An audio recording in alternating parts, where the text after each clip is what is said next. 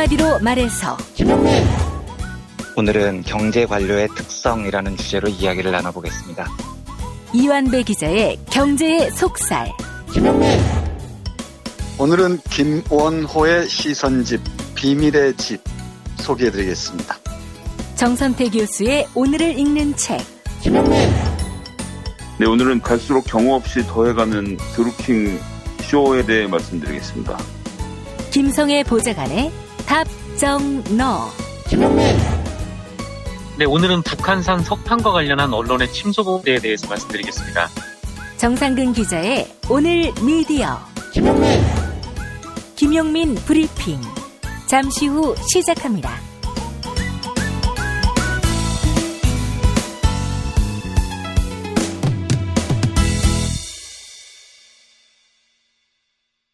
친애하는 영도자 김용민 동지께서는 아침부터 저녁까지 하루 3끼 고기를 구워 먹을 수밖에 없었던 고난의 여름 휴가를 다녀오신 후 모든 인민들은 필립스 전기 그릴 HD6370을 반드시 구입하라는 2번, 3번 구입하라는 추상 같은 지경을 내리시었다. 생활가전의 명가 필립스의 첨단 기술로 연기의 80%를 감소시켜 집안에서도 쾌적하게 바베큐를 즐길 수 있을 뿐 아니라 열이 빠르게 올라 1분 내에 조리가 가능하며 이상하게 고기 맛도 좋아지는 기적이 벌어진다며 위대하신 영도자 김용민 동지께서는 필립스 전기 그릴을 직접 체험해보신 후 간증하시었다. 저렴한 가격의 필립스 전기 그릴을 장만하면서 전기 그릴 가격에 맞먹는 리앤케이 셀 볼유마이징 듀얼 크림 세트까지 선착순 사은품을 받을 수 있는 공화국 유일의 쇼핑 기회는 김용민.com.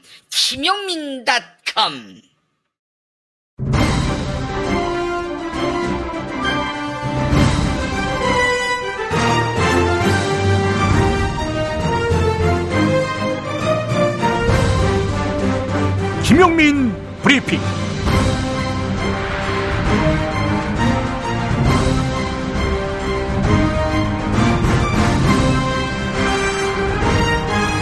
(2018년 8월 10일) 금요일입니다.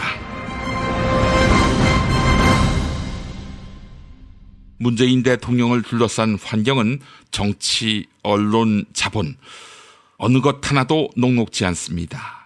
지지율이 하락할 때마다 문재인 대통령은 리더십마저 흔들립니다. 이러다 보니 문 대통령에게 있어서 지지율은 매우 중요합니다. 그런데 지지율이 많이 떨어졌습니다. 이때 지지자가 할 일은 무엇일까요? 지지율을 더 이상 떨어지지 않게 하면서 지지의 외연을 넓히는 것입니다. 가능하다면 보수 세력도 문 대통령의 지지자로 흡수해야 합니다. 그런데 민주노총 안 된다. 전교조 안 된다. 언론노조 안 된다. 통합진보당 안 된다. 정의당 안 된다. 친문 아닌 세력은 하여간 안 된다. 친문이라도 이재명 경기지사를 부정하지 않으면 안 된다. 이재명 지사를 부정하지 않아도 이재명 지사 탈당 요구를 하지 않으면 안 된다. 이러는 분들이 있습니다. 안 될 사람들에 대해서는 초장의 관계를 끊어야 장래에 문재인 대통령을 지킬 수 있다고 믿고 있는 것 같습니다. 평가는 여러분께 맡기겠습니다만 지금 안 된다고 낙인 박힌 여러 세력들은 2016년과 2017년 세상을 바꾸기 위해 함께 촛불을 든 이들입니다.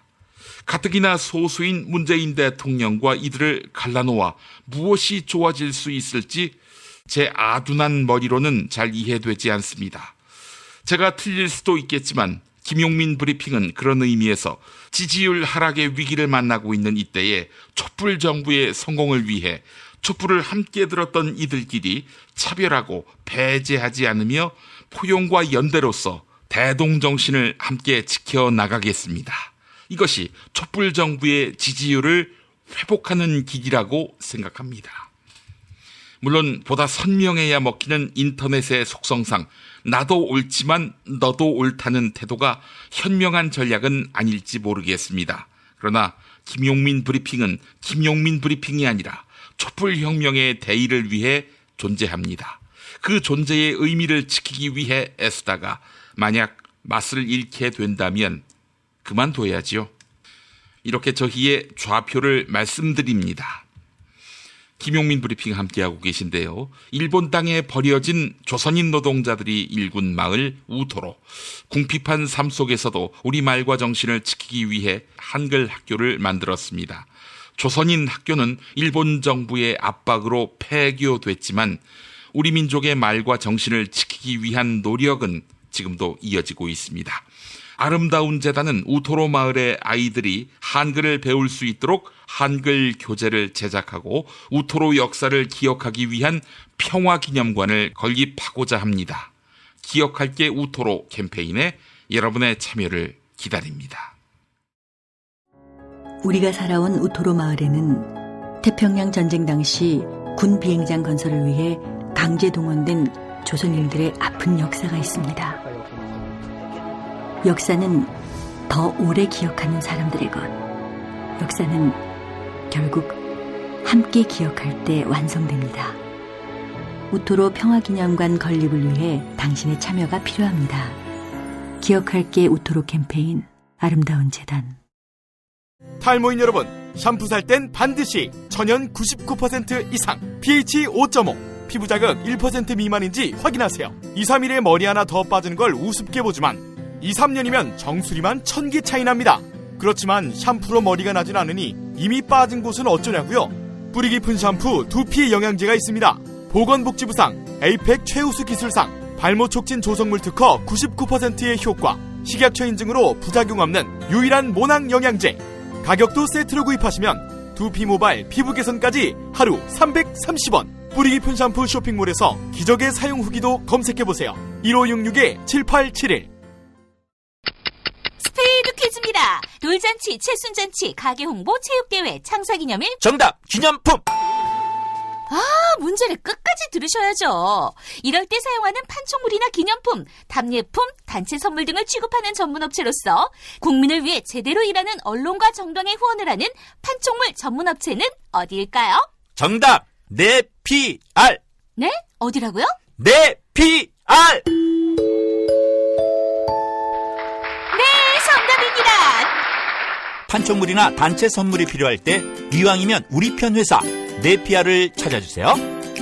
인터넷 검색창에 네피아를 치시거나 032-519-4800으로 전화주시면 친절하게 상담해드립니다.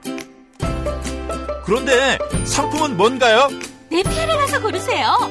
3만 가지가 넘는 물품이 있어요.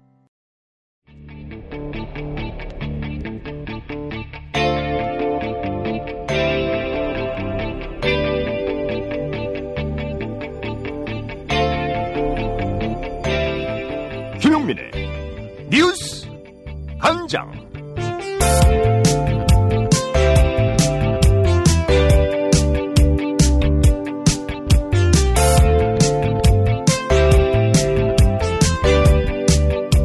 경찰이 남성 혐오 성향의 온라인 커뮤니티 워마드에 대한 수사를 본격화하면서 워마드가 논란의 중심에 섰습니다.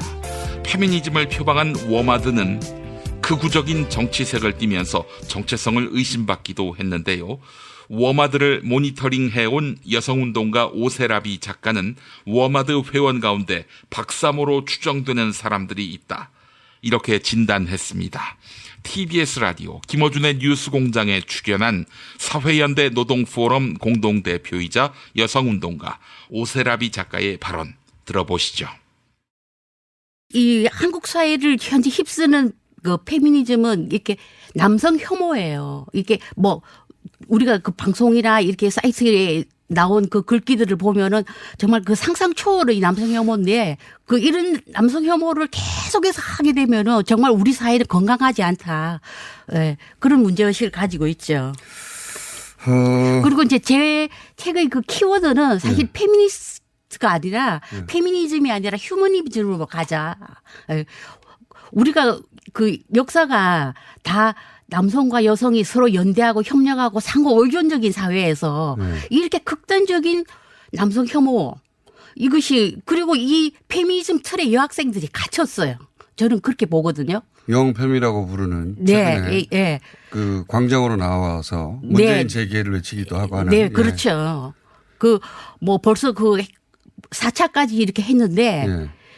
근데 거기서 주장하는 이제 홍대 누드 모델 몰카 사건 같은 경우에는 이게 이제 남성이 피해자여서 신속하게 조치가 되었다가 이 집회의 문제의식이잖아요. 거기에 공감하는 여성들이 꽤 많은 것 같고. 네. 근데 저는 이것은 우리가 팩트를 봐야 되거든요.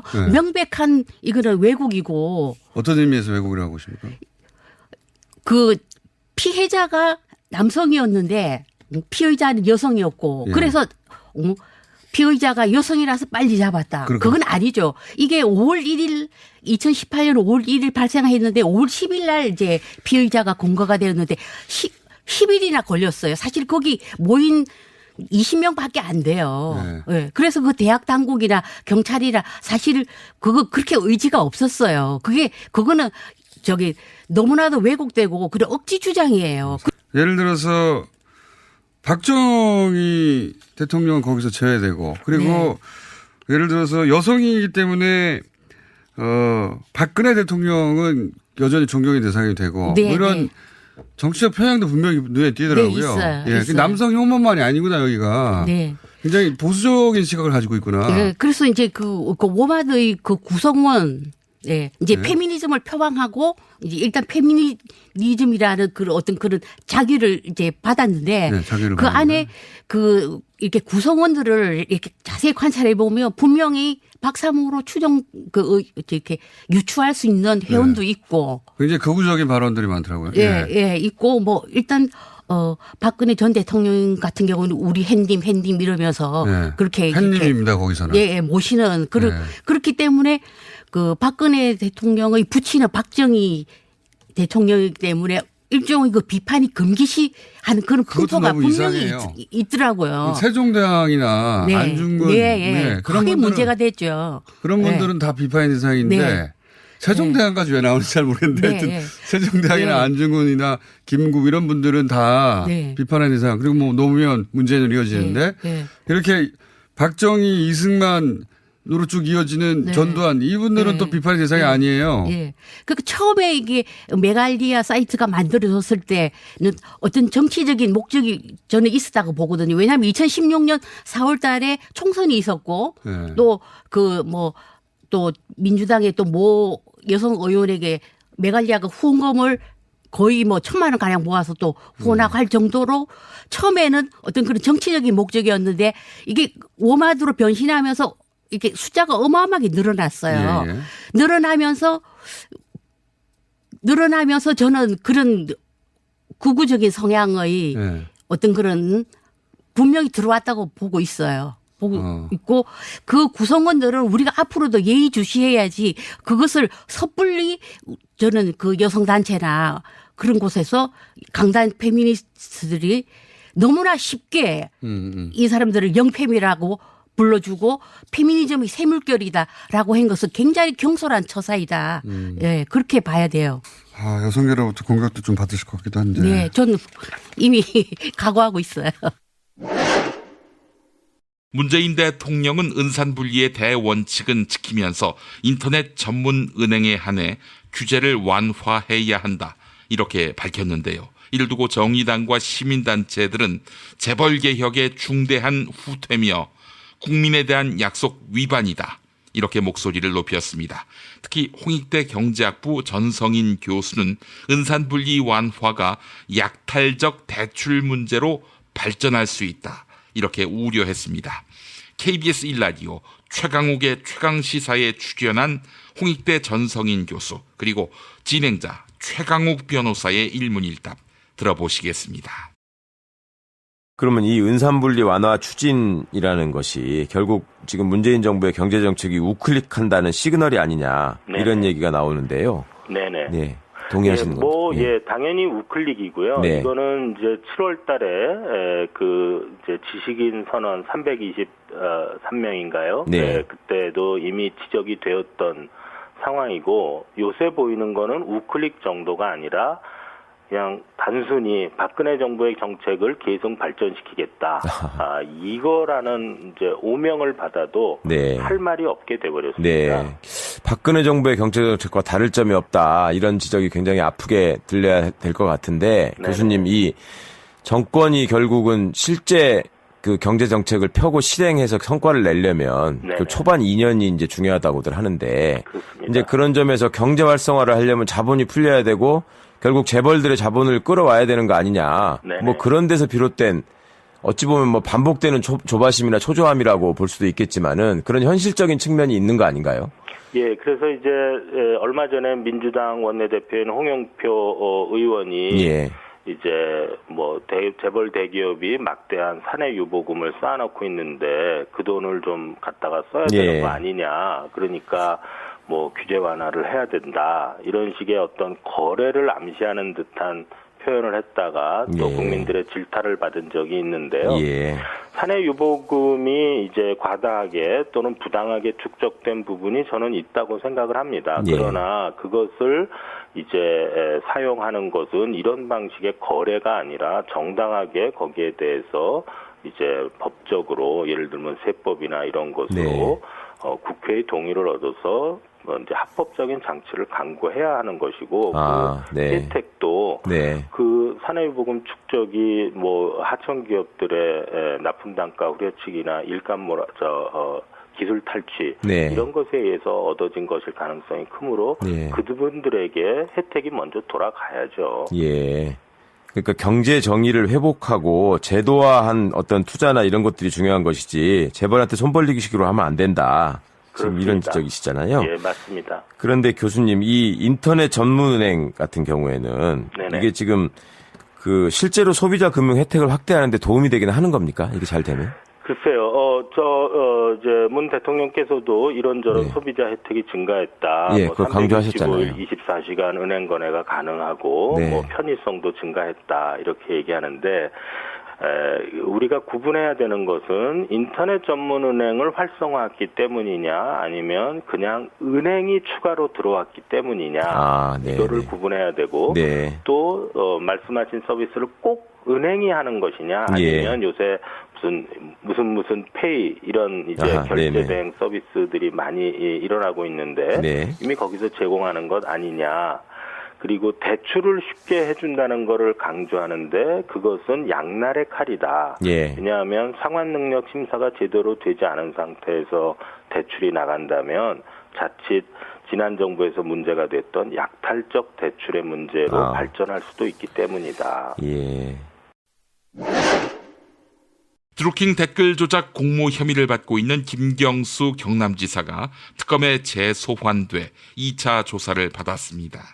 김경수 지사는 다시 한번 정치 특검이 아니라 진실 특검이 돼주길 마지막으로 당부드린다. 이렇게 밝혔는데요. 경찰 출신인 더불어민주당 표창원 의원은 증거 없이 드루킹 김동원 씨의 진술에만 의존해 수사가 진행되고 있다. 이렇게 꼬집었습니다. CBS 라디오 김현정의 뉴스쇼에 출연한 더불어민주당 표창원 의원 그리고 진행자 김현정 앵커의 대담 들어보시죠. 근데 오늘 아침에 동아일보의 지금 단독 보도를 보면 드루킹하고 김 지사의 당시 보좌관 한 보좌관과 메신저 나눈 게 나왔어요. 네. 여기 보면은 드루킹이 2018년 2월입니다. 네. 사이가 소원해지고 난 뒤에요. 김 의원님이 저와 연결되었던 텔레그램 비밀 대화를 삭제하셨더군요. 김 의원님과 제 관계는 이미 1년 4개월 이상 이어져 왔고 꼬리 자를 수준이 아니라는 걸 알게 될 겁니다. 하고 뒤에 어쩌고 저쩌고 한 내용들. 네. 꼬리 자를 수준이 아니다. 그러면서 1년 5개월간 8만 건 작업을 했다라는 내용이 네. 담겨 있다고 해요. 어떻게 보십니까? 똑같은 거죠. 과연 그 8만 건 작업이란 것이 어떤 작업이냐. 그것이 결국은 법적인 쟁점이 될 테고요. 김경수 지사 측에서는 그건 선풀, 그러니까 전혀 법적인 문제가 없는 그리고 어떤 일을 하는지는 몰랐고 예. 도와준다고 하니 예. 이런 기사가 중요하다라는 그런 연락을 한 적은 있지만 열성 지지그룹의 하나로 생각했다. 그렇죠. 그런데 만약 그것을 반하고 그것을 깨트릴 수 있는 어떤 물증이 있었다. 예. 킹크랩의 존재를 알고 있었고 불법적인 활동임을 인지하고 있었고 뭐 동료까지 했다라는 증거가 있다면 그건 뭐 김경수 지사가 거짓말한 것이 될 테죠. 아직까지는 증거보다는 드루킹의 일방적 주장인 것 같고요. 일방적 주장. 메신저 대화 내용도 보면은 서로만 알 수 있는 작업이라든지 예. 또는 관계, 예. 뭐 꼬리 자르기 이런 용어들이라서 그것의 성격이 무엇이냐 이것은 말대 말만 남는다면 또다시 법정 공방으로 이어지게 되고 진위 가리기 어려운 상황이 될 가능성이 있죠. 그 말씀은 꼬리 자를 수준이 아닙니다라고 말은 했지만 지금 말뿐이지 않느냐 그 네, 얘기신 그렇죠. 거예요. 예. 그럼 꼬리 자를 수준이 아니라면 아니라는 뭔가 증거를 지금 특검이 찾아냈느냐 이게 관건일까요? 그게 관건이죠. 지금 나왔다고 보세요?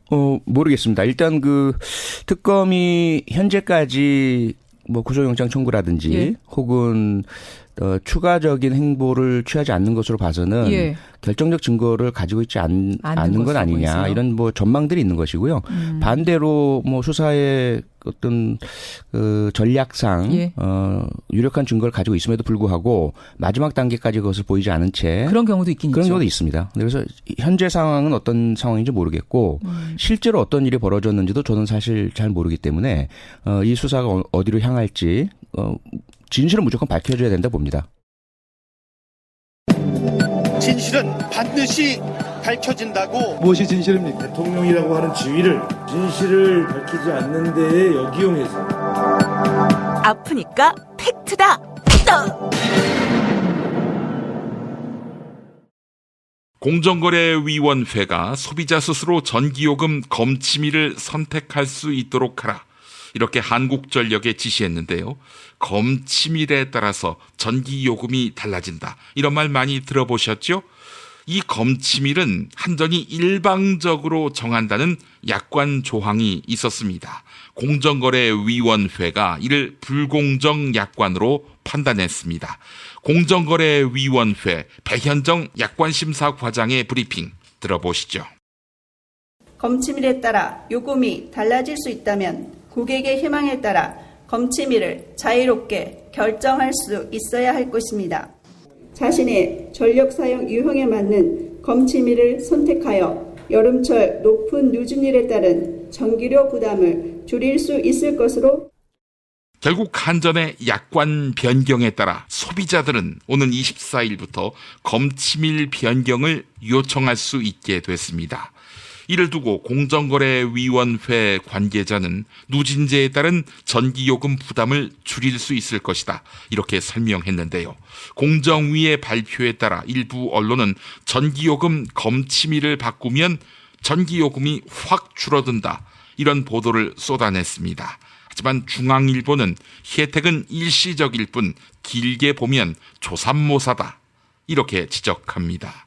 먼저 주택용 전기요금은 사용량이 많을수록 기본요금과 단위요금이 늘어나는 누진 구조인데요.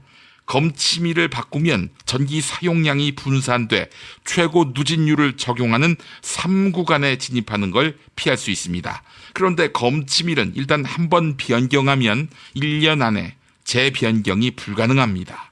7월 하반기에 전력 사용이 많아 날짜를 바꿨는데 12월엔 상반기에 한파가 몰려와 전열기구를 많이 쓸 수도 있는데요. 여름에 찔끔 혜택을 보았다가 겨울에 더 토해내야 하는 경우가 발생할 수 있다는 것입니다. 한전 관계자는 소비자가 전기 사용량을 체크하고 손익을 계산하는 건 사실상 불가능에 가깝다. 이렇게 말했는데요. 한전 측은 당초 희망검침일 제도는 요금 절감 목적보다는 소비자 편의를 위해 도입했다. 이렇게 설명합니다. 지금까지 아프니까 팩트다였습니다. 올해는 책의 해라고 하지요. 오는 9월 수원 행공동이 책 놀이터로 변신합니다. 전국의 지역 출판사들이 만든 맛깔난 책들이 한자리에 모이고 어린이 책 난장, 누구나 책방, 북 아트마켓에서 나만의 힙한 아이템을 찾을 수 있는 곳. 온 나라 지역 책들의 한마당 2018 수원 한국지역 도서전이 9월 6일 행궁광장에서 시작됩니다. 책과 함께 놀아볼까요? 이 캠페인은 사람이 반가운 도시 휴먼시티 수원과 함께합니다.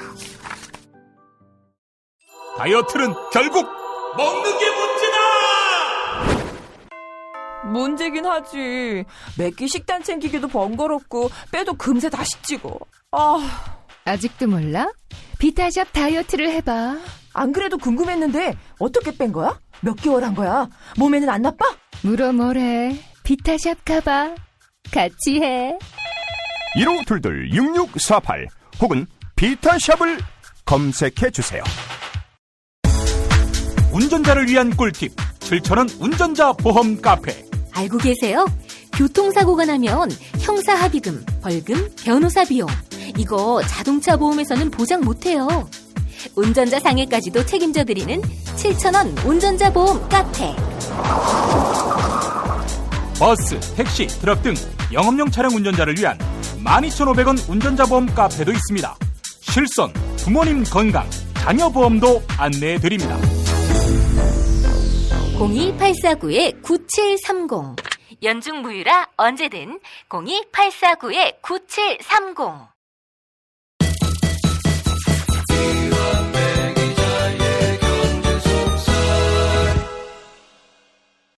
탈모는 막아주고 빠진 머리는 다시 나게 하는 18,000원짜리 뿌리 깊은 샴푸 두피 영양제. 돈 많이 들고 효과 없다고 포기하신 분들 딱 한 달만 뿌려보시기 바랍니다. 효과 없다면 환불된다고 하네요. 네, 전화는 1566-7871번입니다. 경제의 속살로 이어갈까요? 민중의 소리 이완배 기자 함께하겠습니다. 이완배 기자님. 네, 안녕하십니까? 예. 자, 오늘 이제 한 주간의 마지막 방송이 될 텐데 오늘 주제가 뭡니까? 예, 오늘은 원래는 이제 은담분리에 대한 이야기를 드려볼까 했는데 예. 제가 좀 죄송스러운 말씀이지만 오늘 지금 하루 종일 밖에 있었습니다. 그래서 지금 고속도로 휴게소에 나와 있는데 아이고 그러시구나. 예. 예, 은담분리는 조금 자세히 자료들을 모으고 말씀을 드려야 될 주제여서 다음 주로 비워주셨으면 합니다. 조금 더 주말에 준비를 해서 말씀을 드리기로 하고요. 예. 그리고 또 한 가지 오늘 좀 양해의 말씀을 미리 청취자 여러분들께 드려야 하는 게 제가 평소에 방송을 할 때는 원고를 전부 써서 읽습니다. 그런데 오늘은 제가 시간이 부족해서 원고를 작성을 다 못하고 지금 메모만 몇 줄 해놓은 상태로 방송을 해야 돼요. 제가 우리 이완배 기자님하고 공개 방송을 하면서 느낀 거는 뭐 메모지 한 장 없이 방송하시잖아요.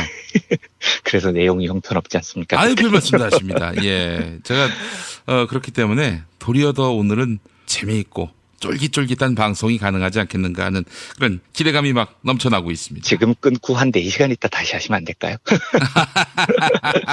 나중에 상당히 부담되는데. 어쨌든 오늘 이 원고 작성이 안 돼서 상당히 지금 버벅거릴 가능성이 있습니다. 이런 점도 좀 넓게 이해를 해주셨으면 좋겠습니다. 그래서 오늘은 그냥 차에서 운전하면서 생각을 해서 말씀드릴 수 있는 좀 가벼운 주제로요.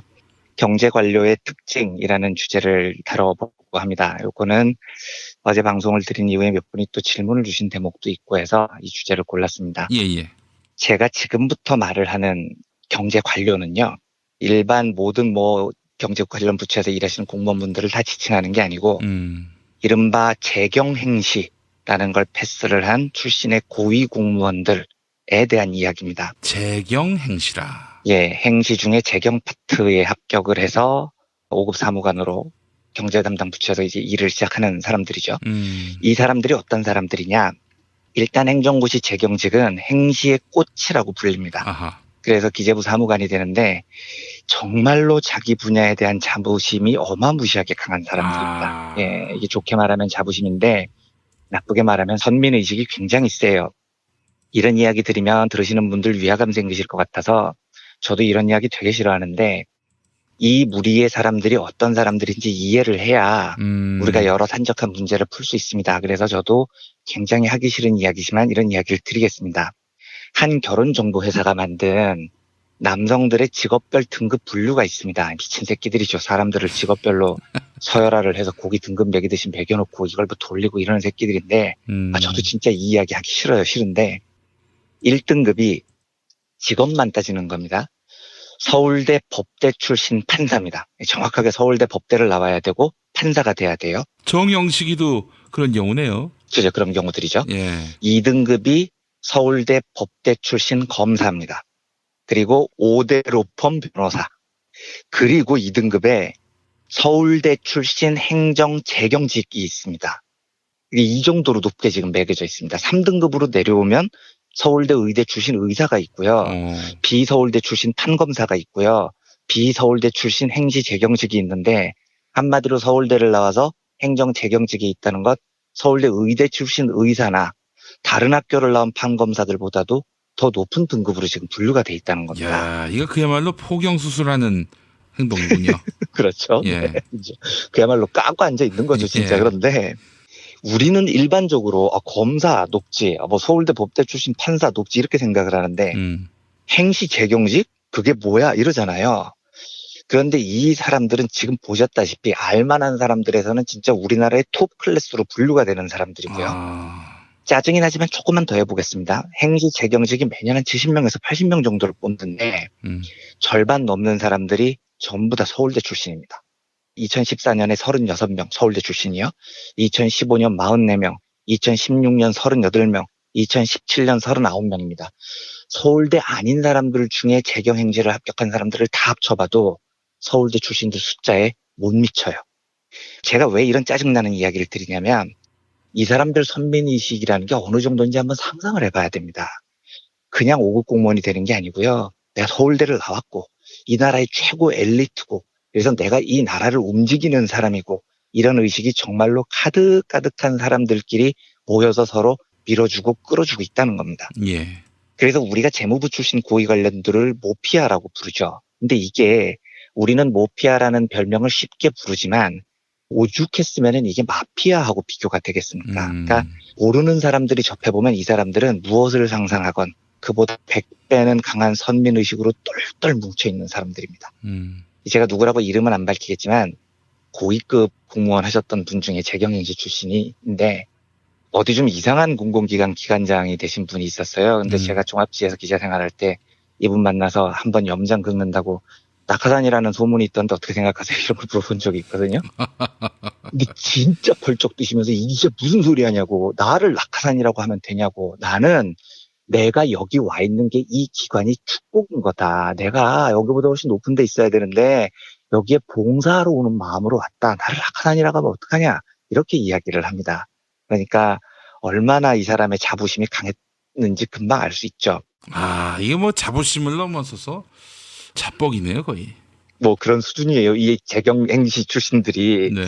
이분이 이제 진보정부에서 일을 하신 분이고 사람도 나쁘지 않아요. 그리고 아마 대선 때 표도 진보정부를 찍었을 겁니다. 성향이 그런 사람이에요. 그런데 친하기로는 박근혜나 이명박 시절의 후배 장관들하고도 무지하게 친합니다. 서로 앞으로 뭘 하고 사느니 이걸 선배로서 조언도 해주고요. 굉장히 끈끈합니다. 그러니까 이 사람들은 이념을 넘어서는 선민의식의 공동체의식 같은 게 있다는 겁니다. 그래서 저는 이 사람들을 보통 저 혼자 쓰는 말인데 기술자들이라고 부릅니다.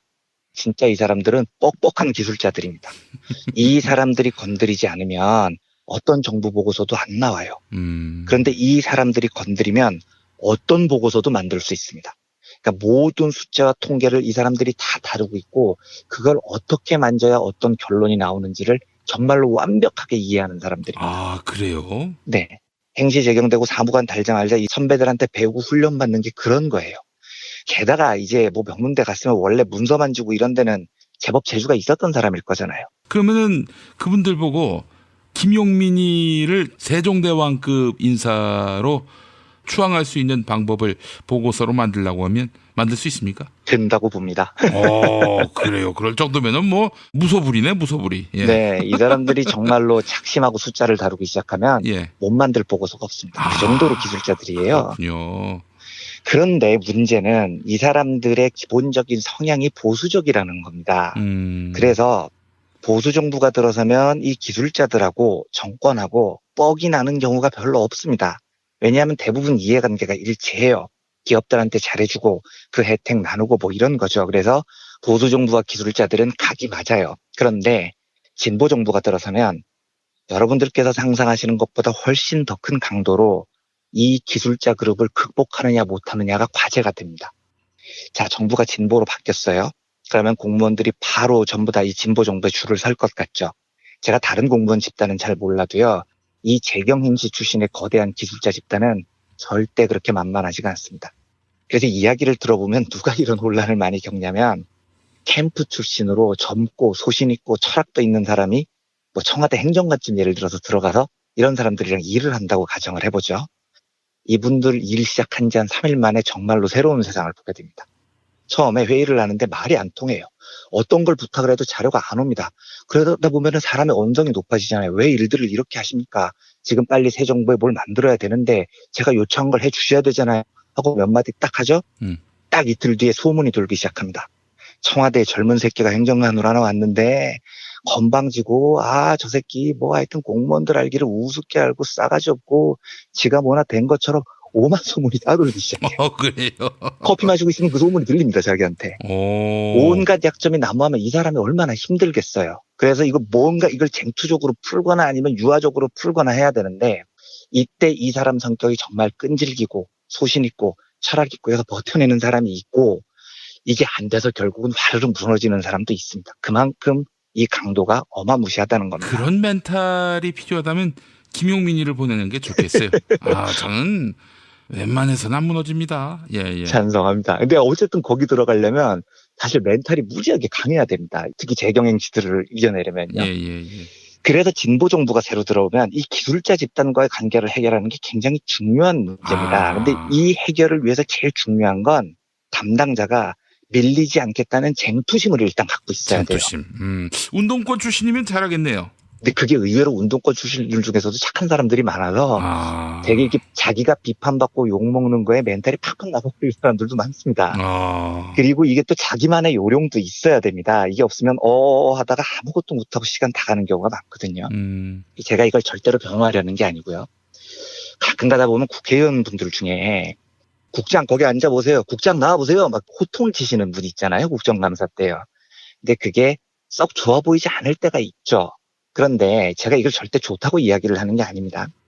물론 그중에 진짜 싸가지가 없어서 국회의원이 아무한테나 국장 뒤에 서 계세요 뭐 이러는 사람들도 있는데 어떤 분들 보면은 평소에 인격이 매우 뛰어난 분이에요. 이분이. 그런데 국정감사 딱 들어가면 국장 뒤로 나와보세요. 거기 서보세요. 뭐 하는 거예요? 막 호통을 칩니다. 근데 제가 이게 좋다는 게 아니고 이해가 될 때가 있습니다. 뭐냐면 이 국회의원 생활을 오래 하다가 재경의 기술자들하고 붙어보면은요. 호통과 쟁투심에서 밀리지 않는다는 기세를 보여주지 않으면 커뮤니케이션이 안 됩니다. 저쪽에서 아예 이쪽을 깔보고 자료 제출도 안 하고 막 버티고 이런 경우가 많습니다. 요 분야에서 여기서부터는 뭐 완전히 제 개인적인 주관적인 생각이니까 좀 편하게 들어주셨으면 합니다. 무슨 뭐 근거가 있는 팩트가 아니니까요. 제일 뛰어난 장악력을 가진 관료가 누구일 것 같습니까? 이 제 개인적인 생각이지만 요 분야에서 제일 뛰어난 분은 이낙연 총리예요. 그러니까 지금 이낙연 총리에 대해서 많은 분들이 되게 젠틀하고 나이스하고 스마트하고 똑똑하고 이런 이미지를 가지고 있죠. 그건 이낙연의 한 5분의 1만 아는 거예요. 그렇죠. 그런데 공무원들한테 이낙연 총리가 어떤 사람인지 물어보면 대답이 어떻게 나오냐면 저승사자입니다. 지옥에서 올라온 그런 사람이에요. 그래서 이낙연 총리 앞에 국장급들이 보고서를 갖고 총리실에 들어갔는데 박살나는 경우가 한두 번이 아닙니다.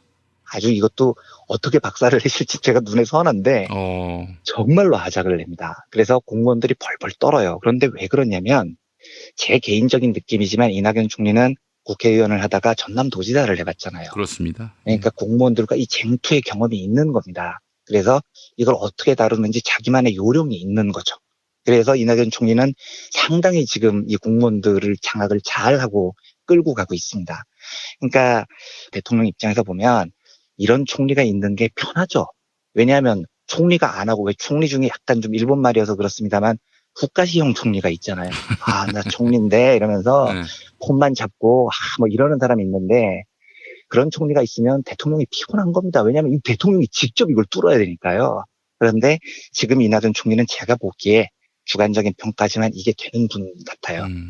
지방자치단체장 중에서 이게 제일 잘 되는 분이 이것도 제 개인적인 평가입니다. 박원순 서울시장입니다. 박원순 서울시장 사람 참 부드럽고 국민들 앞에서 환하게 웃고 밝고 유순한 말투 쓰는 그런 이미지인데 서울시 공무원들한테 한번 물어보십시오. 박원순 씨가 어떤 사람인지. 악명 높아요. 죽으려고 그럽니다, 진짜로요. 그런데 목소리도 안 높여요. 목소리도 안 높이고 여기 좀 앉아보세요. 이거는 어떻게 된 건가요? 이거는 하루 전에 합의가 이렇게 하면 안 됩니다. 안 됩니다. 뭐 이러면서 3시간 동안 다근다근 밟습니다. 뭐 화도 내지도 않아요. 근데 박원순 시장은 제가 보기에 오랜 시민단체 생활을 하면서 이 기술자 집단과 쟁투를 해본 사람입니다. 그러니까 서울시장이 딱 되고 나서 어떻게 이 서울시 공무원들을 내가 잡아야 되는지 자기만의 요령이 있는 거죠. 그런데 게다가 임기가 4년이에요. 아우, 이러면은 공무원들이 꿇습니다. 아, 이 사람한테는 더 이상 개기면 안 되겠구나 라는 걸 알게 되죠. 사실은 그래서 지난번 그 서울시장 후보 경선 때 민주당의 경쟁자 그룹에서 박원순 시장을 이렇게 표현을 하지 않았습니까? 3선인데 3선하면 공무원들 말 안 듣는다. 이제는 시장 바꿔야 된다. 이런 이야기를 하는데 그게 우리 일반 유권자들 입장에서는 뭐 설마 그렇겠어 하고 잘 안 와닿는데 제가 그 공격 포인트가 옳다 그러다 이 얘기를 드리려는 게 아니고요.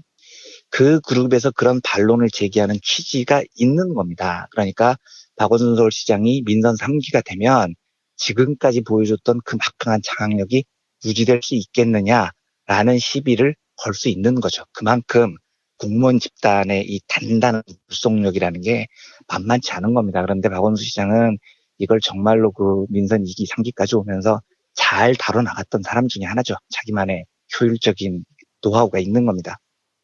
제가 오늘 왜 이 이야기를 길게 드리느냐. 홍장표 소득주도 성장특별위원장 이야기를 좀 드리고 싶어서 그렇습니다. 홍장표 전 청와대 경제수석이죠. 이제 물러나서 소득주도 성장특별위원장이 됐는데 홍장표 수석은 제가 개인적으로 한 번도 뵌 적이 없지만 소득주도 성장에 대해서 우리나라에서 가장 뛰어난 연구를 한 학자이고요. 제가 이분의 논문을 공부를 하면서 이런 경제학자가 있어서 참 좋다, 행복하다라고 생각을 했던 분이에요. 그래서 이분이 경제수석으로서 청와대에서 뭔가 소득주도 성장의 기틀을 단단히 다지기를 저는 굉장히 응원을 하고 있었습니다. 그런데 이분이 어쨌든 이제 경제수석에서 물러났죠. 공식적으로 오피셜하게 왜 홍장표 수석이 물러났느냐라고 물어보면 아주 공식적으로 답은 어떻게 나오느냐. 관료 조직의 효율적인 관리를 위해서 효율적으로 인사를 재배치한 거다. 이렇게 답이 나옵니다. 근데 이게 무슨 말일까요? 그래 보이지 않습니다. 예. 네, 그겁니다. 그러니까 관료 조직의 효율적 관리가 홍장표 수석으로서 잘 안 됐다는 이야기고 이 이야기는 여기서부터 제 짐작이지만 홍장표 수석이 이 기술자들과의 쟁투에서 승리하지 못했다는 판단을 저는 합니다. 뭐 제 개인적인 생각이지만요.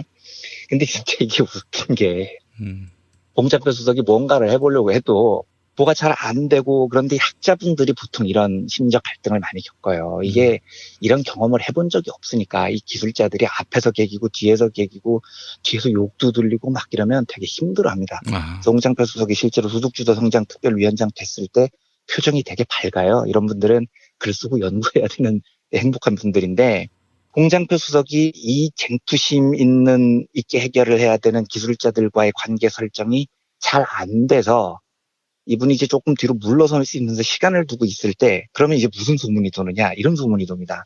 경제수석이 일을 안 하네 이런 소문이 돌아요. 네. 그게 얼마나 난감해요. 아주 그냥 마지막까지 애프터 서비스가 확실하네요. 그렇죠. 그러니까 이걸 뭐 붙자고 붙으면은 이상하게 다른 방식으로 말이 나오고 그래서 조금 여유를 두고 시간을 두고 알았어 내가 좀 물러서 볼게 하고 뒤로 나와 있으면 홍장표 수석은 일을 안 해 뭐 이런 소문이 도는 겁니다. 그러니까 이게 참 환장을 노리신 거죠. 그래서 다음 경제수석이 윤종원 수석인데 윤종원 수석의 무슨 평가를 제가 지금 하려는 게 아니고요. 윤종원 수석은 재경행정공무원 출신입니다. 그러니까 윤종원 수석을 홍장표 수석 뒤로 경제수석으로 앉혔다는 건 그 취지가 굉장히 이해가 되는 거죠. 이분의 무슨 그 능력과 이걸 떠나서 윤종원 수석은 이 기술자들을 제어할 힘이 있는 사람이에요. 선배니까요. 네. 요런 바탕에서 홍장표 수석은 굉장히 뭐라고 그럴까 제가 보기에는 조금 안타깝게 본인의 철학을 다 펼치지 못한 게 아닌가 하는 그런 아쉬움 같은 게 좀 있습니다. 새 수석이 말하자면은 모피아 조직 통솔이 가능하다 이 말씀하셨는데 혹시 문재인 정부보다는 모피아의 이익을 위해서 일하는 것은 아닌지 하는 그런 우려가 생기네요. 갑자기. 저는요 절대 그러지 않을 거라고 봅니다. 이제 제가 더 드리고 싶은 이야기가 이건데요.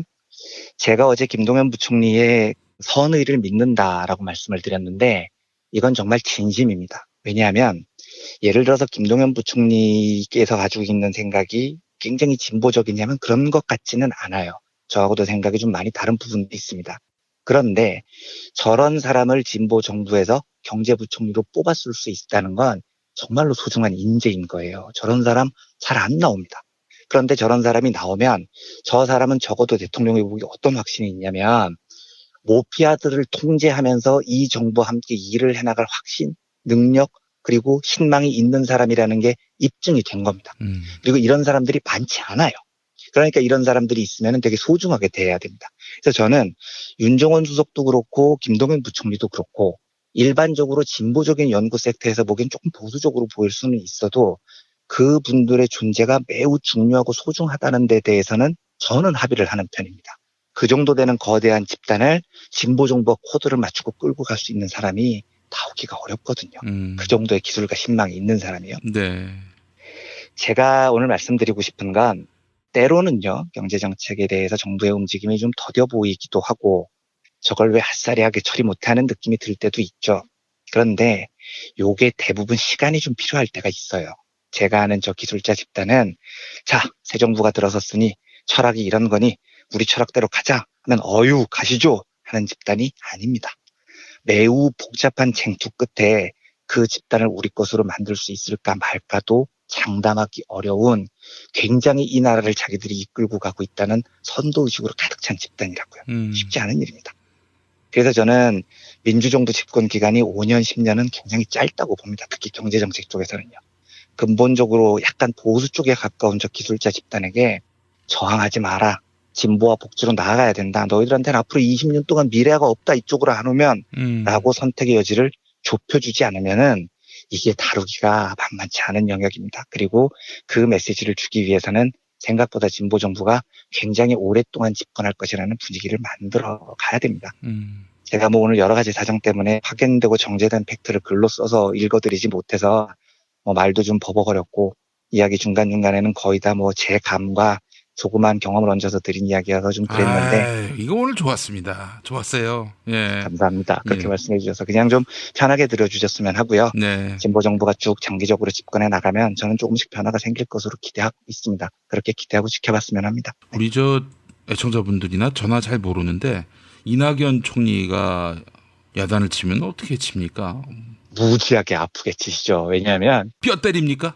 그렇죠. 거의 뼈를 때립니다. 이분이 기자 출신이셔서 팩트를 확인해서 팩트의 오독을 가지고 야단을 치는 건 우리나라에서 톱3 안에 들걸요. 아, 야단을 칠 때 논리적으로 조근조근. 그렇죠. 예. 그런데 반박이 안 돼요. 팩트로 야단을 치시니까. 그러니까 감정적으로 야, 이 새끼야 똑바로 못해. 이게 아닙니다. 첫 마디부터 끝 마디까지 한 마디도 반발을 못 하겠는데 그걸 그냥 빠바바바. 아, 네. 그렇군요.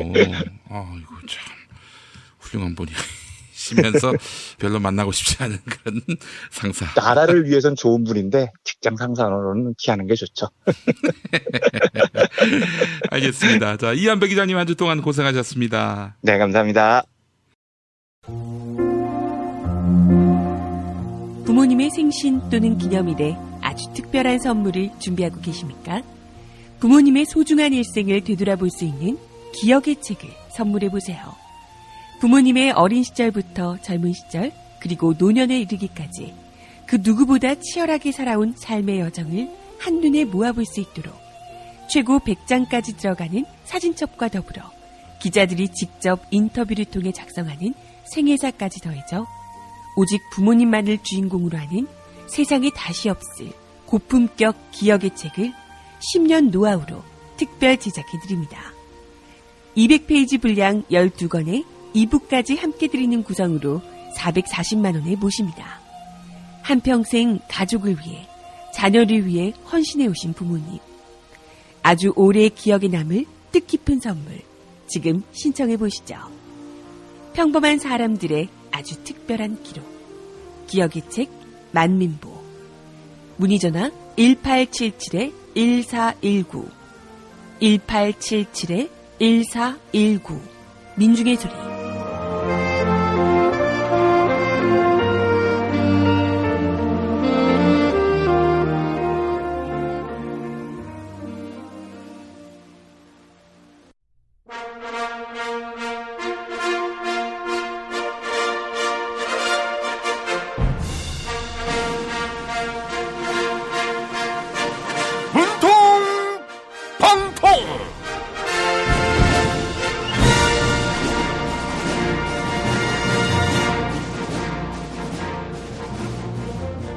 대통령 문재인입니다.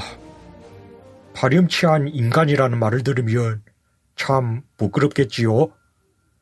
기분이 어떤지 수임번호 716번 이명박 씨가 말해줍니다. 716번의 편지 읽어볼게요. 문재인 대통령님, 716번 이명박입니다. 저에게 30억 원을 지원했다는 비망록이 공개됐습니다. 이팔성 전 우리금융지주 회장은 저희 측 인사들을 파렴치한 인간들이라고 불렀습니다. 인사 청탁을 한 사람이 누구 보고 파렴치하다고 하는지 이해할 수 없습니다. 하하하, 이명박 씨, 인사 청탁을 했던 사람이 얼마나 억울하면 건넨 돈에 대한 청구 소송을 한다고 했을까요? 고맙다는 인사도 안 했다고 하던데 정말 인정머리 없습니다. 네? 이명박 씨는 그러한 삶을 살아오지 않았다고요? 이학수 전 삼성그룹 부회장에게 고맙게 생각하고 계속 도와달라, 이런 의사를 전달했다고요? 아이고, 잘했다고 칭찬이라고 해야 하나요? 삼성 측이 돈 이야기를 꺼내니까 밝게 미소를 지었다고 하지요. 참 인간미 있습니다. 그런데 MB의 집사로 불리는 김백준 전 청와대 총무기획관의 진술엔 고개를 절레절레 흔들었다면서요. 최측근의 발언에 고개를 흔들면 안 되지요. 네? 김백준 전 기획관은 양심의 가책을 느낄 거라고요. 삼성의 돈을 받았다면 이명박 씨가 벼락을 맞을 거라고요. 하하하하, 벼락을 맞을 가능성은 매우 적지요. 요즘 낙동강에 녹조가 심하다고 합니다. 이명박 씨가 낙동강에 들어간다고 하면 시민들도 수문을 개방하지 말라고 요구할지도 몰라요.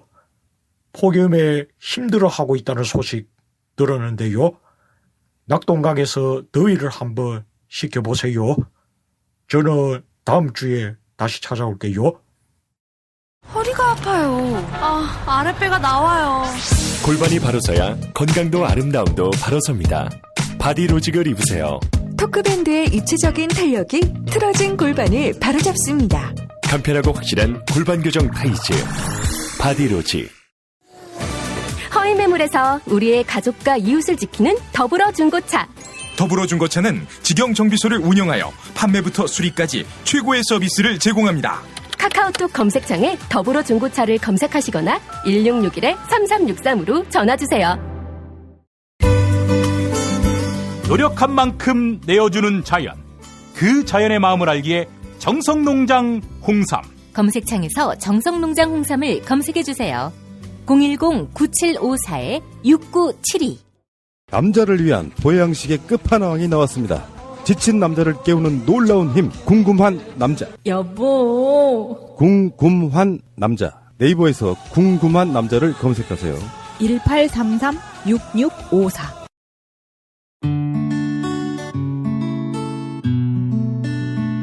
당신과 내가 좋은 나라에서 그 정의로운 나라 그곳에 산다면 난 그냥 좋아서 웃기만 할 거예요.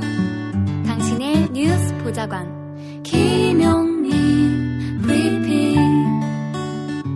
대한민국 뉴스 브리핑의 선두주자 김용민 브리핑. 계속해서 오늘의 날씨를 전해드립니다. 날씨를 전해드립니다. 오늘도 무더운 날씨가 이어지겠는데요. 곳에 따라 돌풍과 벼락을 동반한 소나기가 내리겠습니다. 예상 강수량은 강원 영서와 경상도 그리고 전라 내륙에서 20에서 60mm, 강원 영동과 충청 내륙에 5에서 40mm입니다. 아침 예상 기온은 서울 26도, 대전 전주 27도, 부산 25도고요. 낮 기온은 서울 35도, 광주 춘천 34도, 대구 33도로 예상됩니다. 여기는 대한민국 브리핑 1번지 김용민 브리핑입니다.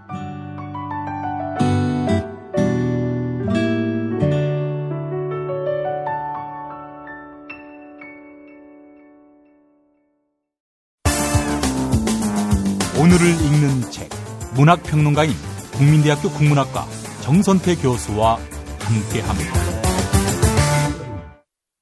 국민대학교 한국어문학부 국어국문전공 정선태 교수님 함께하겠습니다. 교수님. 네, 안녕하세요. 네, 교수님 오늘 어떤 책 소개해 주시겠습니까? 네, 오늘은 특별하다면 특별한 시 선집 한 권 골랐습니다. 네.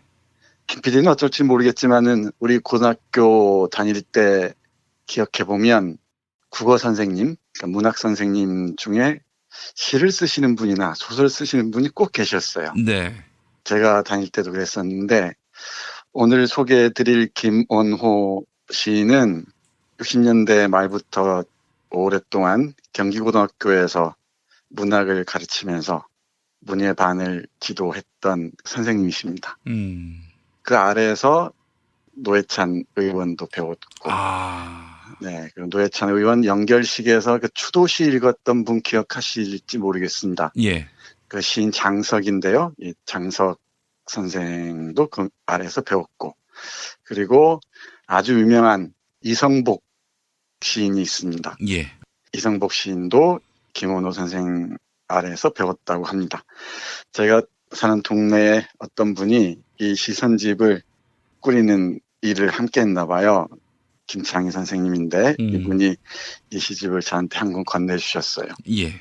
경기고등학교에서 국어를 가르치면서 문예반을 이끌면서 시를 쓰면서 그 학생들에게 시심을 불러일으켜준 그런 분이었던 것 같습니다. 예.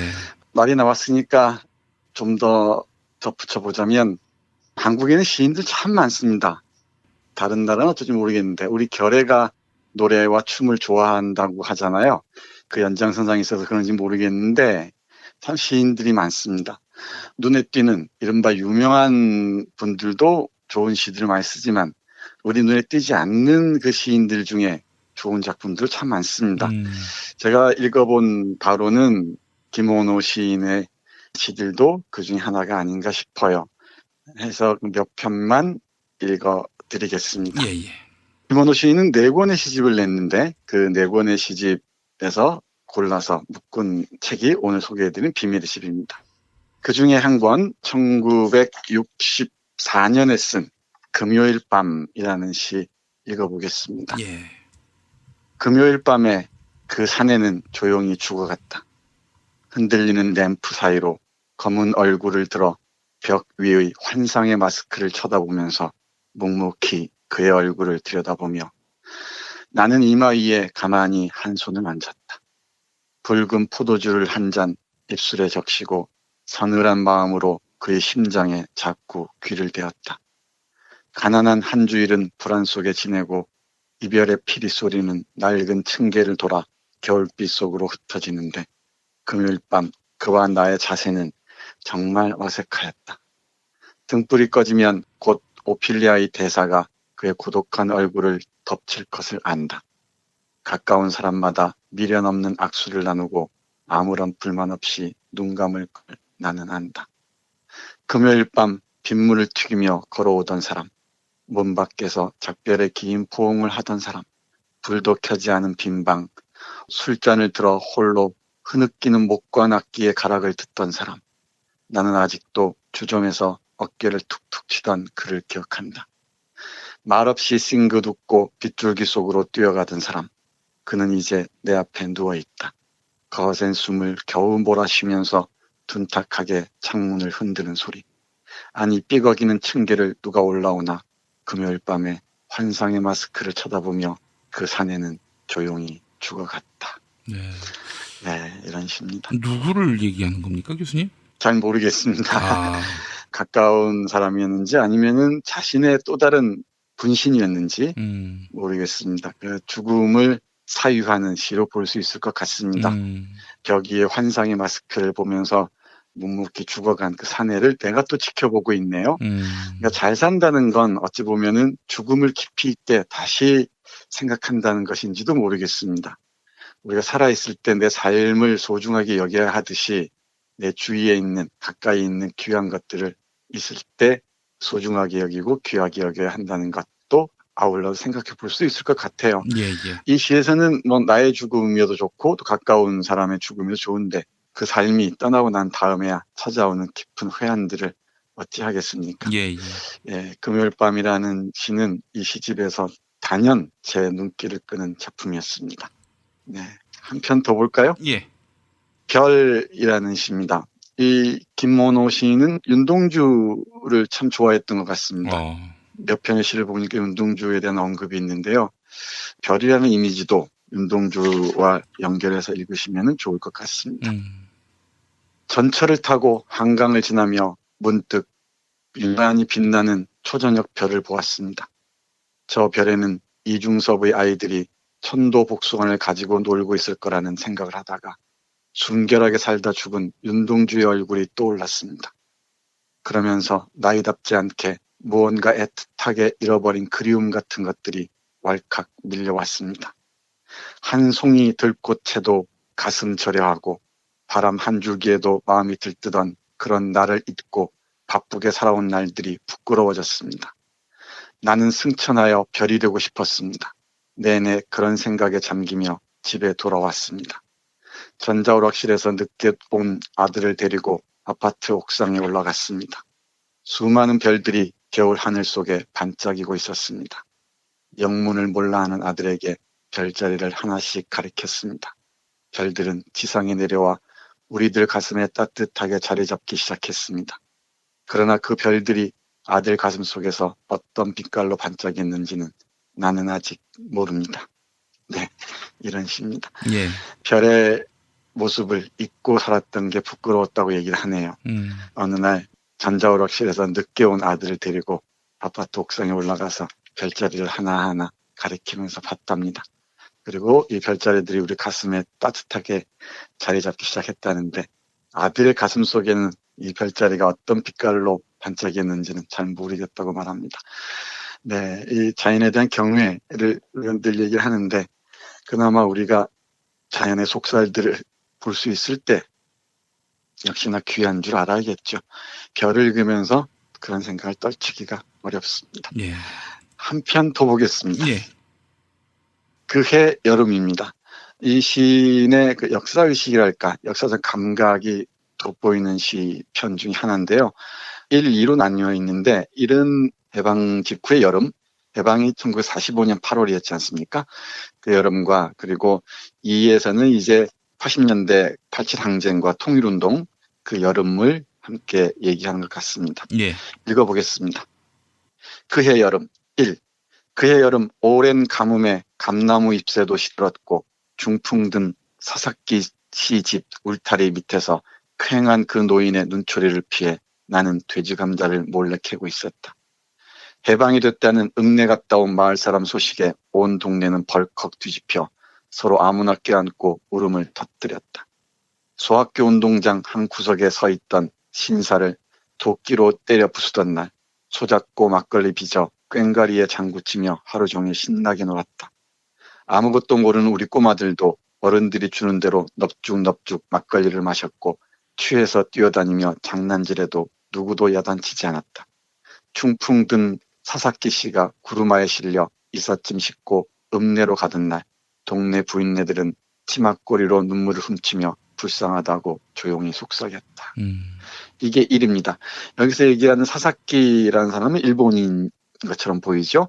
일본인이 여기 조선에 살다가 떠나는 모습을 함께 그리고 있고요.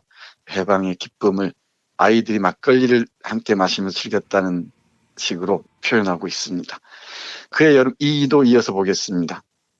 그의 여름 임진각 가는 홍제동길에 장맛비는 세차게 쏟아지고 아스팔트 위에 대학생들이 겹겹이 누워 우리의 소원은 통일 노래를 목이 쉬게 부르고 있었다.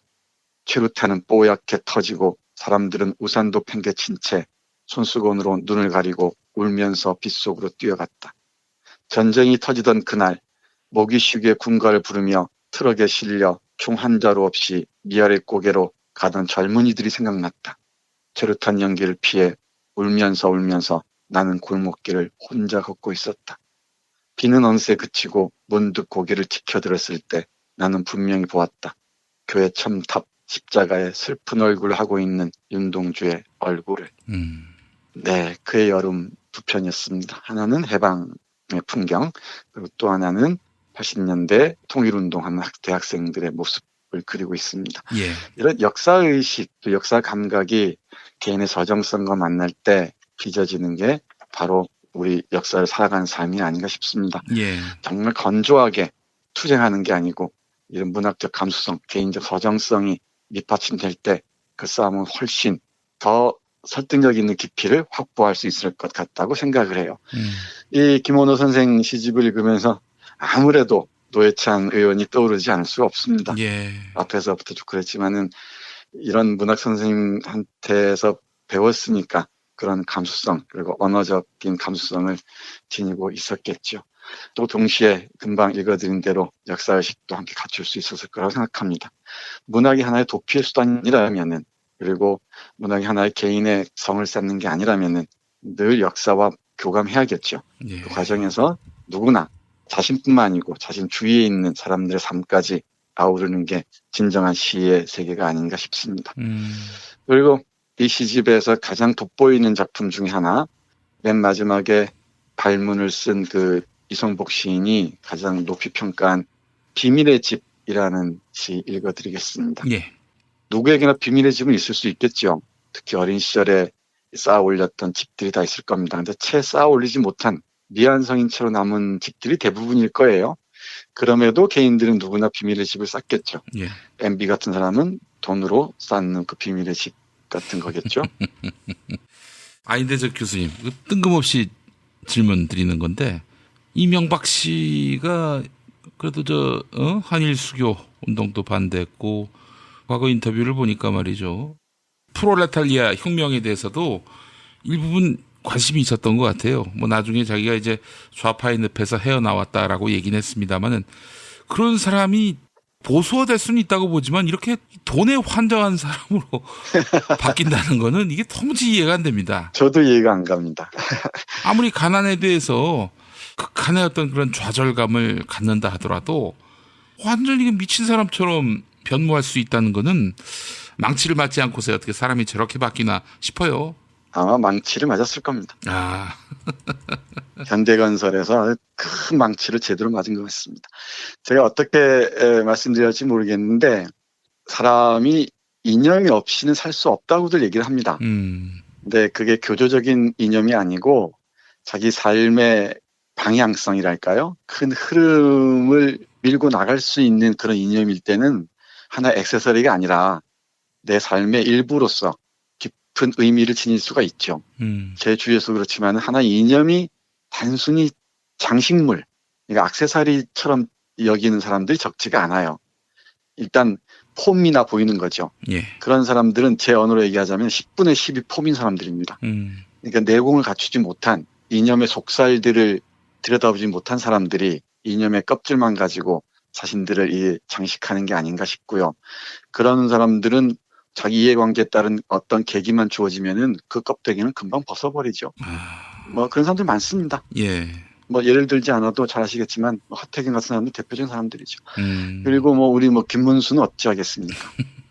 떠올려 보십시오. 그 사람들의 젊었을 때 활동들의 그 진정성을 이해할 것도 같지만은 그건 제가 보기에는 장식물, 액세서리에 지나지 않았던 것이 아닌가 그런 생각을 할 수밖에 없습니다. 저는 지금 더불어민주당 당대표 후보로 나온 이해찬 후보가 과거에 했던 말이 그야말로 이건 어록이다. 그 전에 또 이런 말을 한 사람이 있었는지는 모르겠습니다만은 하여간 실망하면 좌절하고 좌절하면 변절한다. 네, 훌륭한 말씀입니다. 실망과 좌절을 견딜 수 있을 만큼 그 이념에 대한 깊이 있는 이해가 있어야 되고요. 네. 그리고 그 이념들이 이념으로만 있는 게 아니고 이념이 육체성을 지닐 때, 그러니까 현실과 만나는 접점들을 마련할 때야 비로소 이념이 빛을 발할 수 있는 거죠. 근데 그걸 단순히 나를 잠깐 빛나게 해주는 것으로 받아들일 때 그 험하게 이를 데가 없습니다. 네. 좋은 시 읽다가 또 옆으로 샜습니다. 예. 미안합니다. 비밀의 집 읽으면서 이 방송 들으시는 분들이나 우리 김 PD나 저나 우리에게 비밀의 집은 무엇이었는지 그리고 또 무엇인지 한 번쯤 생각해 봤으면 좋겠습니다. 예. 읽어보죠. 예. 언제부턴가 내 가슴 속에 비밀의 집을 한 채 짓고 있었습니다. 벽돌 한 장씩 쌓아 올리며 온갖 아름다운 생각을 다 떠올렸습니다. 방은 하나만 만들고 창문도 하나만 만들기로 했습니다. 방 안 가득히 그림과 책으로 채우고 심심할 땐 하모니카를 불기로 했습니다. 그 가슴을 설레게 하던 영원히 젊은 데미안처럼 살고 싶었습니다. 그러나 세월이 가도 그 집은 완성되지 못하고 나는 오랜 동안 그 집을 까맣게 잊고 있었습니다. 문득 생각이 떠올라 그 집을 찾아가면 거미줄이 쳐 있고 먼지만 뽀얗게 앉아 나는 그 집을 허물고 새로 짓기로 했습니다. 이번엔 좀 어른 같은 생각을 가지고 멋있는 집을 짓기로 했습니다. 그러자 온갖 음흉한 생각이 다 떠올랐습니다. 많은 사람들이 이상한 눈빛으로 나를 보는 것 같았습니다. 나는 태연스러운 표정을 짓기가 어려웠습니다. 집을 지을 생각을 지워버리기로 했습니다. 그 후 벽돌 한 장 더 쌓은 적 없지만 낮에는 햇빛이 환히 비추고 밤에는 별빛이 내리비치는 뒷담한 비밀의 집 한 채가 아직까지 내 가슴 속에 남아 있습니다. 네, 이렇게 끝나는 비밀의 집입니다. 네. 몇 번씩 쌓다가 허물고 또 쌓다가 말고는 잊고 그렇기도 하는 또 비밀의 집이겠죠. 이런 미완의 집일망정 이런 비밀의 집을 상상하는 게 또 우리의 삶의 과정을 지탱하는 것인지도 모르겠습니다. 이 시집 맨 뒤에 보면은 김원호 선생님께서 배운 시인 이성복의 짤막한 시평이 실려 있습니다. 비밀의 집에서 들려주는 불의 이야기라고 실려 있는데 이성복 시인이 시도 워낙 잘 쓰지만은 산문도 참 잘 씁니다. 이성복 시인이 김원호 시인에 대해서 어떻게 얘기했는지 짧게 읽어드리고 마무리하겠습니다. 김원호 시인의 시세계의 한 울각을 답사하는 여정을 마감하는 이쯤에서 우리는 조심스러운 가설 하나를 내어보고자 한다. 즉 모든 시의 본질은 젊음과 사랑이 있다는 것. 사랑의 시는 결코 유치하거나 미성숙한 시가 아니라 시대와 공간을 넘어 모든 시의 본질이 될 수 있다는 것. 한 시인의 초기 시가 그의 대표작이 된다는 것은 결코 폄하의 말이 아니라 시라는 장르의 영구적 속성이라는 것. 그런데 젊음과 사랑은 본 뒤 잠시 왔다가 다시 돌아오지 않는다는 것. 어쩌면 아직 오지도 않았거나 이미 왔다 가버렸는지도 모른다는 것. 진정한 천국은 잃어버린 천국이듯이 진정한 비밀의 집은 이미 잃어버린 집이며 진정한 사랑의 시는 잃어버린 시라는 슬픈 예감으로 이 글을 마무리하도록 하자. 라고 정말 이성복 시인답게 마무리를 합니다. 우리 노회찬 의원이 배웠고 또 훌륭한 제자들을 둔 김원호 선생의 시집 비밀의 집 소개해드렸습니다. 예. 소개해드리지 못한 좋은 시편들도 참 많습니다. 기회 닿으면은 한 편씩 읽어보시면은 우리 어린 시절의 추억과 사랑과 기억들을 한 올 한 올 자아 올릴 수 있지 않을까 생각을 합니다. 예, 알겠습니다. 자, 정선태 교수님 한 주 동안 고생하셨습니다. 네, 고맙습니다. 네, 다음 주에 또 뵙겠습니다.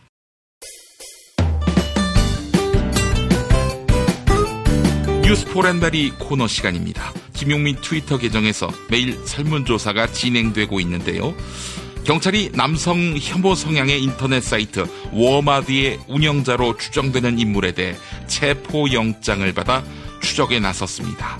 지난 2월 남자 목욕탕 몰카 사진이 워마드에 게시된 것과 관련해 수사를 벌이고 있는 건데요.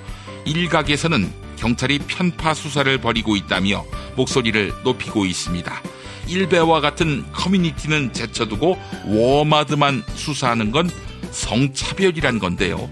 이러한 주장에 대해서 시민들은 어떤 견해를 갖고 있을까요?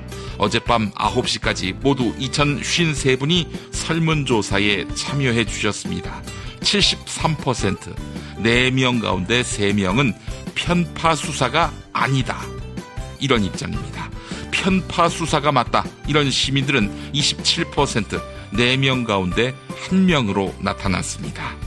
트위터 의견 볼까요? 흑우님, 수사 대상에 대한 정보만 제공했으면 체포영장을 받을 일도 없었습니다. 일베도 경찰에서 정보 제공을 요청하면 바로바로 제공합니다. 라고 하셨고, 권동형님, 적법한 절차대로 수사하는데 뭐가 편파라는 거죠? 라고 하셨습니다. 설문조사에 참여해주신 여러분 감사합니다.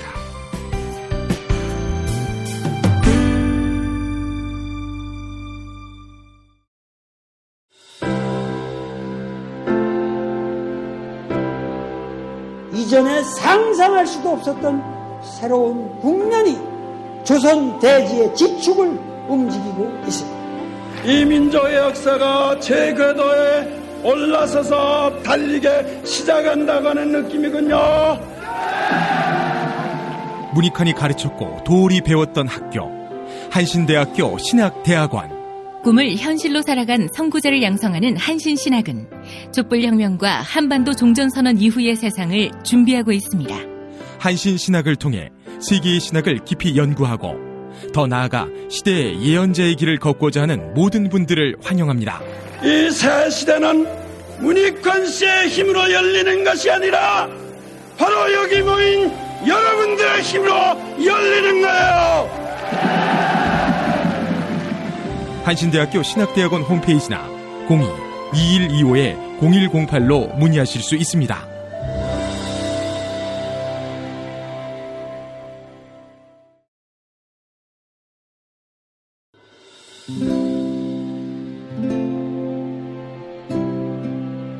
문익환 목사님은 우리 남북 관계에 있어서도 큰 정기를 마련해 주셨습니다. 늦봄 문익환 목사 탄생 100주년. 민주화와 통일운동을 위해 11년 4개월간 옥고를 마다하지 않은 행동하는 양심. 오늘 우리가 누리고 있는 이 민주주의 또 문익환 목사님 덕분이 아주 큽니다. 그가 24년 동안 살았던 서울 강북구 인수복로 통일의 집이 6월 1일 문익환 통일의 집 박물관으로 거듭납니다.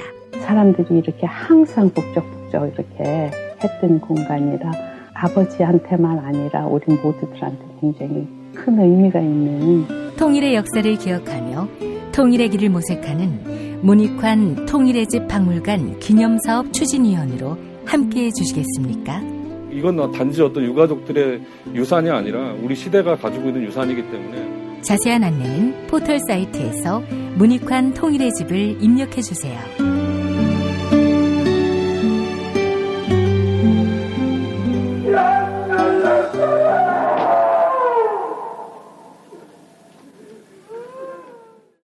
탄핵 때문에 뭐 이야기를 전달을 하려고 해도 길을 막고 듣질 않아요.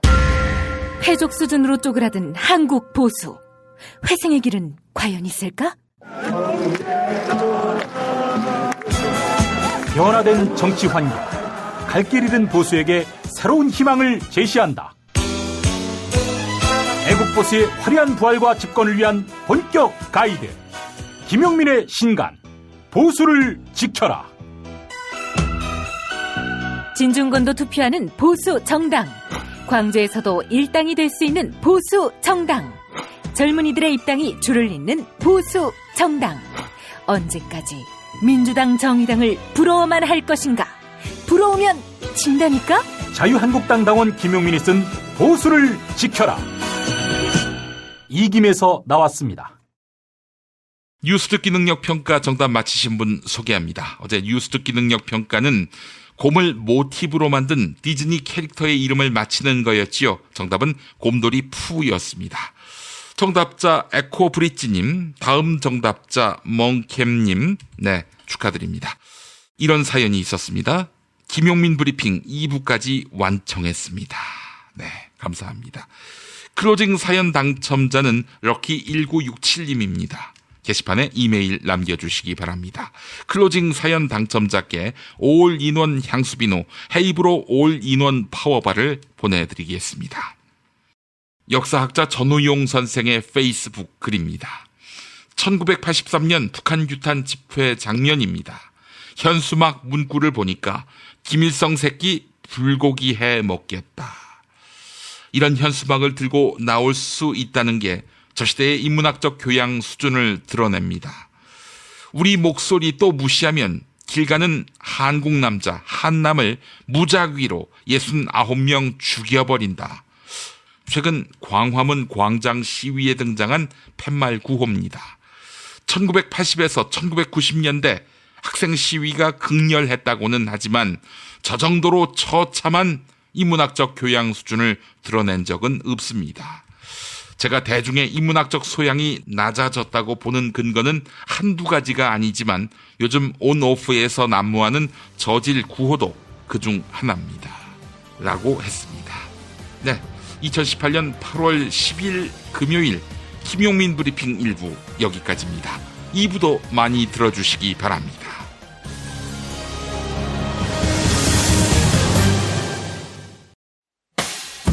김용민 브리핑과 함께한 시간 어떠셨어요?